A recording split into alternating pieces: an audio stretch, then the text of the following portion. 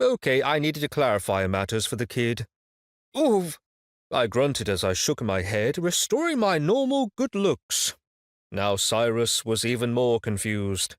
In fact, he was stunned because the esteemed faceless one had just morphed into an ordinary person, and that was, in theory, not possible. Well, now do you get it? I said, speaking, in so doing increasing Cyrus's amazement.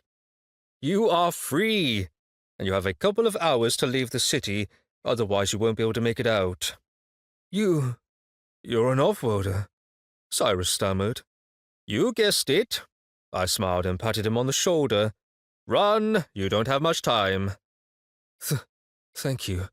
His voice trembled and his hands tightened, their grip on the scroll. So, what you are saying is that by tomorrow there will be little left of the city. Something will remain of the city, but not much will remain of the rulers. I nodded to him. Now then, go find your family, and take a bag of gold. It should suffice. Start a new life. Cyrus bowed and, tearing up the slave contract, ran off as fast as he could. I hoped it all worked out for him, and that he had time to get far enough away. Of course, I would have liked to take him with me. He'd have made a fine servant.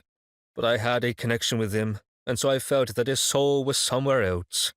Thus, I would never have been able to truly earn his loyalty, and separating families for my own benefit violated my personal code. Okay, time to get down to business. I need to morph into faceless creep mode a little later, so I stashed the outfit in my shoulder bag and put on a typical guard uniform. Then I picked up a spear, slung my crossbow over my shoulder, and off I went to stir up some trouble.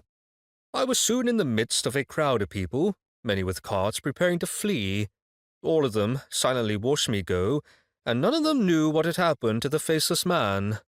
There was in the city a single venue that the guards dared not attack. It looked a bit like a coliseum for tournaments or skirmishes, but now it had been modified to allow some compact structures to be erected where the stands had once been. This was the base where the faceless were trained. It was here that the men enslaved by the Master of Flesh were transformed into the faceless and trained to be death machines. Well, sort of like machines. It was easy to kill the two faceless ones standing at the entrance. All it took was a loaded crossbow bolt to the head. I wasn't going to stand on ceremony, so I quickly made my way about without attracting unnecessary attention and always shooting straight into the forehead. No one from the city noticed a thing. As with the onset of darkness, all of the streets emptied. Nobody wanted to be out, as clearly these were troubled times. Nobody was safe out at night anymore,